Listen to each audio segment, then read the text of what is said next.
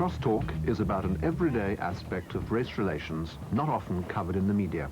The different ways people from different ethnic groups use the English language. Take the simplest exchange in a bank, for example. Good morning. I want to deposit some money, please. Certainly, sir. You'll need a deposit form. Thank you. Oh, this is the wrong form. My account's in Wembley. Oh, I see. Well, you'll need a gyro form then, sir. Excuse me, Yes, sir. I want to deposit some money. Okay, you'll need a deposit form then. Here you are, sir. No, this is the wrong one. Why, what's wrong with it? I got my account in Wembley. To the English ear, this Asian customer might seem a little unnecessarily abrupt or even rude, but he doesn't mean to be, and to another Asian he'd come across as quite polite. Oh, why didn't you say so? Unfortunately, such inter-ethnic misunderstandings are not just irritating. They may serve to confirm the sort of stereotypes and attitudes that can lead to prejudice on both sides. We'll be looking again at this interchange and at a job recruitment interview with an Asian candidate to analyze communication difficulties which can arise even where both sides start with goodwill and have no conscious racial hostility. No. The people in this film are not actors. We'll be seeing extracts from interviews by people for whom these are genuine concerns. First, let's look at an interview that an Asian had recently at his local advice centre in London. Such interviews can be crucial to a whole family's welfare and an important key for ethnic minorities in securing their full equal rights in our society. Mr. Ahmed Aziz was born in India. He was an NCO in the Indian Navy and he's had 20 years continuous employment in Britain. This included some clerical work and he understands the British bureaucratic system. But he's recently been made redundant, just before his wife had a new baby. And he's been desperately trying to find a new job. When his wife's health visitor noticed that they were chronically short of money, she made an appointment for him to see a social worker. Why have you come to see me, Mr. Aziz?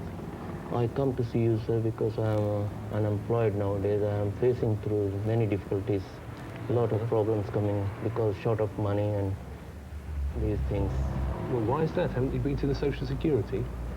No, I'm supposed to be getting money from the unemployment benefit, sir, because I'm entitled for that. I'm since 20 years in this country. You see, all the time I'm paying this national insurance contributions. I'm entitled for that. And not only that, I'm very ashamed of myself to go in national security system, you know, because I wanted I'm entitled. You see, I'm so ashamed. Even I am not told my own family members I'm unemployed. You know. Yeah, but have you actually claimed Social Security? I don't want it actually, Social Security money.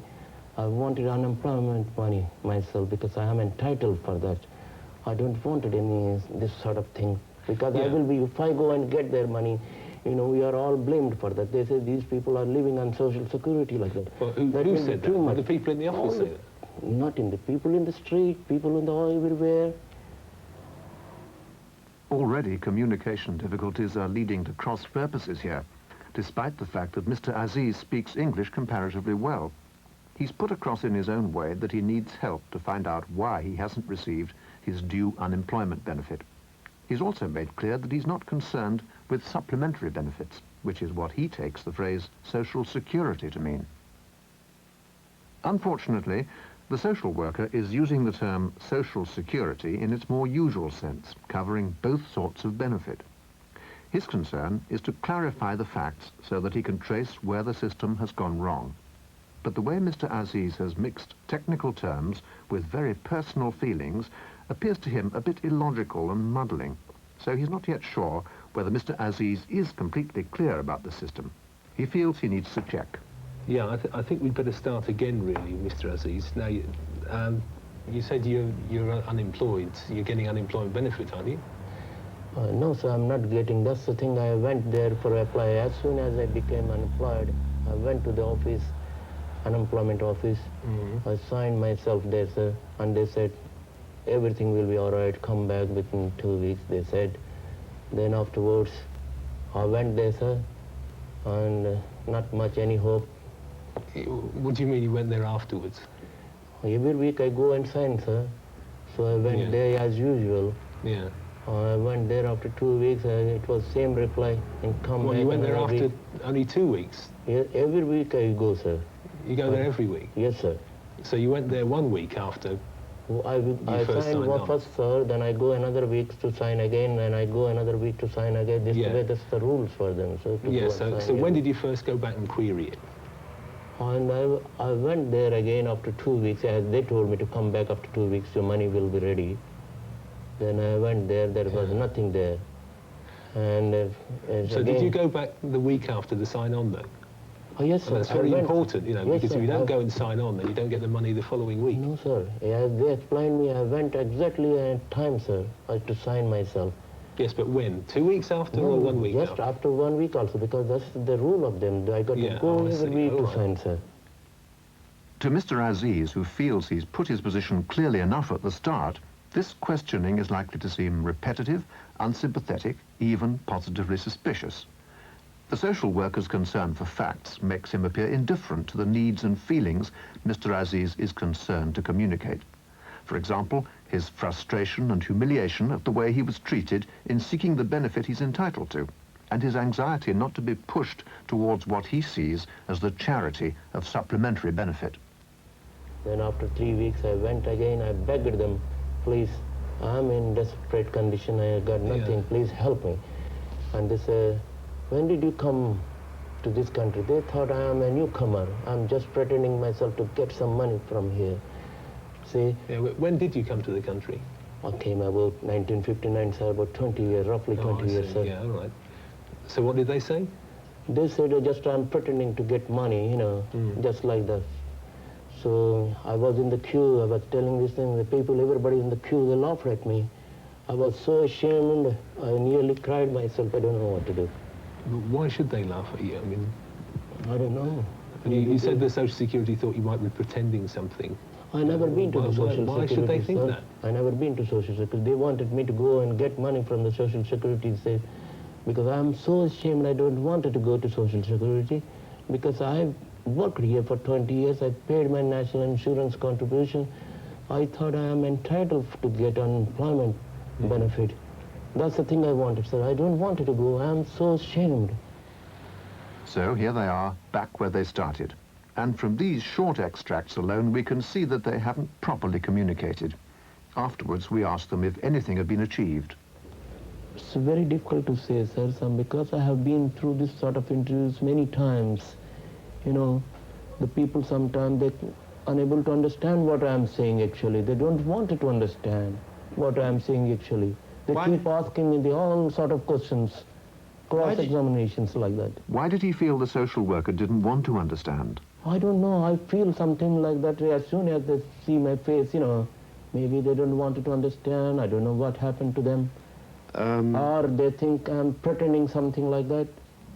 Well, I wanted to establish the facts of the case without being too nosy. People do get a bit upset if you ask questions which are too direct at the beginning. Was it difficult to sort those facts out?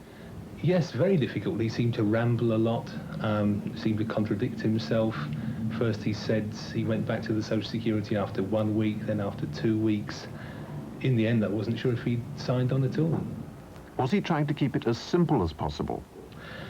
Yes, well, people do, even English people get very confused about the bureaucracy connected with Social Security. So rather than start talking to him about unemployment benefit and supplementary benefit, I thought that would confuse him, so I thought I'd keep it simple. I'll talk about Social Security. So why then did he feel it was a difficult interview? Well, he didn't seem to understand what I needed to know in order to be able to help him. I don't know, I'm not sure whether he understood the story or not, sir. I'm not sure at all. As a result of that failure, both men blame each other. It's in just such ground that the seeds of racial prejudice find root. Why couldn't Mr. Aziz and the social worker sort out their initial factual misunderstanding? And why did miscommunication keep building up? It wasn't prejudice or the complicated facts, it was mostly cross purposes. First of all, they had different cultural assumptions about the interview. The social worker wanted the facts. Mr. Aziz wanted some recognition of his needs and of his deep anxiety about being out of work in a society all too ready to label immigrants as sponges off the state. Then, secondly, Asians and English people have different ways of structuring their information and argument. In other words, they have different ideas about what sounds logical and different ways of arranging, ordering, and emphasizing what they want to say. But on top of those, they had different ways of speaking. They had different unconscious conventions about using English, for example, how to emphasize a point or to indicate a contrast by tone of voice. It's this third level of misunderstanding, because it's unconscious, that often makes it impossible to sort out difficulties based on the other two. If we go back to the bank, we can see in some detail how these unrecognized conventions in ways of speaking can affect the most ordinary exchanges. Excuse me, Yes, sir? I want to deposit some money. Oh, I see. Okay, you'll need a deposit form then. Yes. No, this is the wrong one. Sorry? I got my account in Wembley. Oh, you'll need a gyro form then. Yes, gyro form. Why didn't you say so first time? I'm sorry, didn't know. All right? Thank you. The first sentence the Asian customer speaks is perfectly grammatical and much the same as the words of the English customer we heard earlier, which are shown underneath. But there's a difference in his tone of voice and emphasis. Excuse me, I want to deposit some money. The Asian voice rises and falls, giving special emphasis to the words some money, but the Englishman gives more emphasis to deposit, which is the important word for the cashier. Good morning. I want to deposit some money, please. Because he unconsciously expects this English emphasis, the cashier may think the Asian is unnecessarily stating the obvious, or is using a tone associated in English convention with pushiness. In the next two lines, again, there were almost exactly the same words, but differently spoken. No, this is the wrong one. I got my account in Wembley. An Asian cashier wouldn't hear this loudness and tone of voice as pushy or rude, but the English cashier hears it as an unjust accusation, as if it's his fault that it's wrong. He's interpreting the Asian through his expectation of a way of speaking like this. Oh no, this is the wrong one. My account's in Wembley. The Englishman unconsciously emphasizes one rather than wrong, the accusatory word. And because he doesn't use such a high tone on Wembley, he's not taken to be implying the cashier should already know this. Then, at the end, the Asian apologizes. I'm sorry, didn't know. But the Englishman hears this emphasis on the word no more as a defense against the cashier's touch of irritability than as a genuine apology, which in English convention would sound something like, sorry, didn't know. Each unexpected tone of voice on its own is relatively trivial, but look at the cumulative effect. Excuse me, Yes, sir? I want to deposit some money. Oh, I see. Okay, you'll need a deposit form then. Yes. No, this is the wrong one. Sorry? I got my account in Wembley. Oh, you'll need a gyro form then. Yes, gyro form. Why didn't you say so first time? I'm sorry, didn't know. All right? It's this cumulative effect which damages interethnic communications. When words are emphasized unexpectedly, irritated feelings are likely to result, feelings often explained in terms of a group stereotype. In this interchange, the cashier is in the same position as someone who hates modern, serious orchestral music because his ear is conditioned to expect the sound of the 19th century orchestral conventions of Beethoven or Brahms. Why didn't you say so first time? I'm sorry, didn't know. Here we are. The customer we saw at the bank was Krunal Singh Sandhu, who came here in 1963 after taking a BA at Punjab University, where he also began a postgraduate course in political science.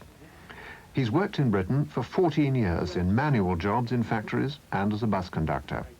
He got his present temporary post looking after materials in a training resource centre only after making 150 applications and after recently taking and passing a professional qualification in librarianship. He has now applied for a permanent post as an assistant librarian at a college which has a fair proportion of ethnic minority students. It's a post he's well qualified for, But we'll try to see why things go wrong for him at the interview. That is really a problem. It's at this crucial stage that communication difficulties can further frustrate many Asians' efforts to secure a job worthy of their abilities. Yes. You say you're very busy in your present job. What exactly do you do? I mean, what are your duties day by day? Well, we have to receive the visitors, show them around, then we have to go out to the factories, you know, sometimes to attend the classes, we have to do cataloging, classification. In this reply, Mr. Sandhu is showing a characteristic Asian tendency in outlining some general activities first and coming on later to book classification, the point most immediately relevant to the post he's applied for. The English interviewers may have missed this point because they've already switched off their attention. They expect the English convention of making the relevant point first with explanatory background afterwards. In other words, a reply more like this. Well, I'm responsible for cataloguing the accessions that we have to the library, for keeping a track on the resources and who exactly is using them, for supplying information to whoever might... And in reply to the next question, something similar happens. What are you familiar with in the field of cataloguing and classification? Well, it depends what sort of classification college is using, and I'm sure this Middleton College may be using the decimal classification, which I have done, you know, in the college. Again, Mr. Sandhu's Asian assumption that too much directness may seem rude comes across to the English employers as not expressing himself clearly or even trying to avoid the question. His different way of presenting information starts to produce impatience on both sides. Can I move on to the question of handling library users? This is mentioned a little bit in the job description. How well do you get on with people, Mr. Sandhu? I mean, how much experience have you got of getting on with people generally? Well, I think I'm very good so far as getting with other people. I'm very, very good, particularly with the students. You know, since my college days, I was General Secretary of my students' union, then President of the students' union, and also various other clubs in the college I acted. Yeah, I was sort of thinking, I mean, that's when you were in India. I just wondered, you know, you've really changed jobs a lot of times, and if you don't mind my saying, I mean, I just wondered whether this was sometimes because you found it a bit difficult to get on in some of these places. Well, it's not, in fact, to get on with the people, it's to get on with the job, in fact, you know. I don't follow that. So far as people over there are concerned, Yeah. I used to be very good with them, and they used to be friendly with me, but the jobs were nasty. But you got on all right with the people, you're saying? Very good, yes. Because, you know, normally if one sees somebody with a work record like this, I hope you don't mind my pressing you a little bit on this, one just wonders if, you know, there were personality conflicts or problems with your supervisors or anything like that. No, not really, no. Nothing to do with the personalities or anything like that. You may find that you have conflicting interests to look after. I mean, you can solve problems with one person, but if faced with two people, for example, if a member of staff and a student both come in and they both want the same book at the same time, I mean, you have to make a decision. What are you going to do about those sort of relationships? Well, as you know, they're all individuals. All the students are individuals, and similarly, the teachers are individuals. If they come for the same book, and you got only one copy in your library, you can ask them, you know, who urgently want that copy. If teacher want that copy, he's desperate about that, you can give it to him for a short period and reserve that for the student. If student need that desperately, then you can ask the teacher to wait for that. You suggest to me that you would give priority to the teacher. You'd be inclined to. Is that reasonable? No. I'm not saying, suggesting that. I'll ask both of them who needs the book desperately. Mm-hmm. If it's a student needs that, I'll issue to a student. And if they both need it desperately? Well, if they both need it, I can't. I can just ask them to share that one, you know. Right, one last question, Mr. Sandhu. Why are you applying for this particular type of job in a college, a librarian's job in a college? Well, in fact, I have up till now, previous to this job, which at present I'm doing, I did send about 150 applications. And my present job, that was the only interview I got, and I was accepted there, and I was given that job doing. And that is a temporary job, as you know, its job is going to finish next December. So I desperately need another job. I have already sent over 50 applications, but this is my second interview. I see. Thanks very much. Thanks, Mary. Okay. Mr. Sandhu has completely missed the implied invitation in that question to show his interest in this college's library work. But in offering him a second chance to get this right, the interviewers fail to register that he's already moved on to what he sees as much more important, the discrimination he's faced in looking for work. With both sides now at cross purposes, his next reply is disastrous.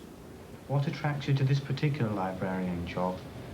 And in particular, why do you want to come to Middleton College? Well, as I have said, I have already applied for 50 other jobs, you know, sent 50 applications. And this is my second interview. I'm not particularly interested in this particular job. I'm interested in a job maybe in academic library, maybe in a public library, any job in this field, you know. I'm qualified for this, and I desperately need one. Well, I think, perhaps might be looking for someone who's very committed to working for the college for the next at least 3 or 4 years, you know, and perhaps it might be thought that if you're applying for 50 or so jobs that you're not very committed to us. Well, when you don't get any job, you have to go for the next one. You don't get the next one, you go for the next one. I'm trying my best to get a job. In English terms, Mr. Sandhu has now dug his own grave by not showing some interest, even if hypocritical, in the particular post applied for. To him, these repeated questions seem almost insulting when he's given an honest answer and pointed out the discrimination he's had to face. We now see the result of each side being unable to interpret correctly the other's way of speaking. You say that you've put in for about 50 jobs recently, and that you've got no particular idea why you want to come to Middleton. Do you really expect us to consider you as a serious applicant for this post? Yes, I sincerely think yes, I do. You have seen up till now my factory life, you know, the jobs I've done in the factories, and you haven't seen my academic side, you know, what I've done. Of course, it looks a bit out of date, but it's all my background, my academic background, you know, in my college. If you look at these certificates, you will see my activities in the college. Now, I think we won't go through your certificates now. I think what we should do is look at them afterwards if we can. Could you leave them with us to look at? Yes, up to you, yes. Right. This is a cultural misunderstanding. In India, it's normal to produce qualifications, and interviewers would expect this. In England, it's not normal, so the candidate again feels rejected. His mounting stress is matched by the interviewer's increasing impatience. So between 1957 and the time you were dealing, you didn't in fact do any academic work? I didn't do academic work. Well, you should appreciate that I worked 15 years in factories. And away from academic, I done the same course. I passed the same examination with the other students, you know, who are newly graduated from this country. They passed the same examination, I passed the same examination. There are 4 written papers, 3 hours each. And I done the same course. Why during that time did you... Sorry, one minute. Sorry. Yeah, thank you. Okay. Why during that time did you not think of doing the librarianship course earlier? Well, I could not get the opportunity. There was no opportunity at all. Why not, Mr. Sandhu? Well, maybe because of prejudice, maybe anywhere I tried for a white-collar job, they said sorry. I don't know. He's realized that it's all gone wrong for him. He hasn't managed to put over what he wanted to, and equally the interviewers haven't got the information they were after. They're likely to blame the candidate for this, and they probably now also see him as a slightly aggressive or difficult character. What about These sorts of failures in interviews have been closely studied by John Gumpers, Professor of Anthropology at the University of California, Berkeley, one of the world's leading specialists on cross-cultural communication. During the last 3 years, he's been working in London analysing the different linguistic conventions in dialogue between English people and West Indians as well as Asians. We put to him the view that studying these subtle conventions is very marginal to the real problems of prejudice and racial disadvantage. I think there's no denying that politics and economic conditions, discriminations are what's really important in race relations, and that ultimately redressing the balance is a matter of power. But communication is power. Our social position depends on our ability to communicate, the way we get things in life by communicating. We need to get a flat these days. We need to go to the housing authority to get health services. We have to deal with the health authorities. To get a position, to get an employment, we have to go through job interviews. We are tested in school at every turn, every transition. How we do in these tests depends on how we do in later life. So, and in all of these cases, communication is what makes the difference. So, the problem is not simply teaching these conventions. One can't teach them as such. Although what one can do is become aware of the differences. And this is a matter not only for Asians and Africans, it's a matter for English speakers, especially those who have to deal with Asians in their daily life, those who are willing to help them, who want to help them, and who frequently think that they're not getting cooperation from them, is to think about these conventions, the way they communicate. So what has this film suggested about interviewing for English professional people, such as social workers, teachers, or employers, who want to avoid failure, mutual frustration, and misunderstandings? Well, as we've seen, an Asian person may not share the same expectations and assumptions about what's correct in this situation. You could check out different assumptions by discussing them with people from the different ethnic groups. Equally, you may need to share and state your own assumptions about what is required or customary. Explain clearly what is or isn't required in matters such as the production of certificates and qualifications. Then, use very explicit questions rather than rely on stress and intonation to carry your meaning. Remember that you probably don't share the same system for expressing implications through tone of voice and emphasis. Talk openly about discrimination. If the person has suffered from this, it may explain some of their reactions and feelings, and they may well have a fear or expectation of it which needs to be openly acknowledged and reassured. Listen until they've finished. Important points may be at the end of their answers, and if you don't share the same ways of explaining things and giving information, it's fatal to switch off, jump to conclusions, or interrupt. And to avoid unintentional discrimination resulting from misunderstandings of different ways of using English, give the extra time needed to get to know the other person. We asked John Gumpers what English speech conventions West Indians and Asians find confusing or irritating. I think one of the most irritating things about the way we use English is what to them seem our overextensive use of thank yous and pleases. Well, I think that's often interpreted as hypocritical because they know we don't mean it, and they wonder why we say it. Our lack of directness in making requests, our overuse of greetings, good morning, before we state what we want. That's the sort of thing that irritates people and leads them to think that we're not straight.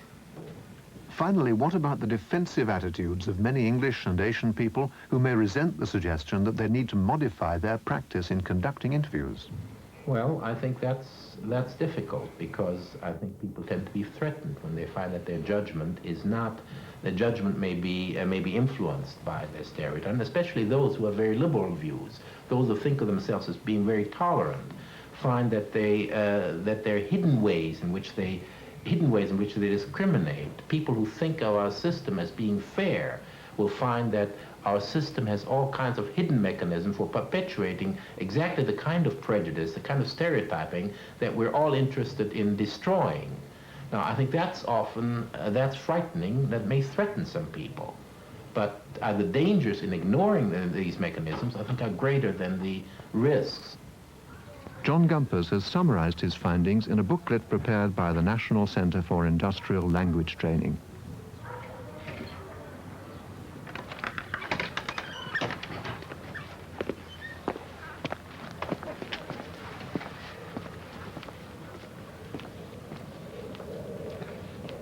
The Crosstalk booklet gives background material and notes to accompany this film and suggests ways of avoiding the difficulties we've seen.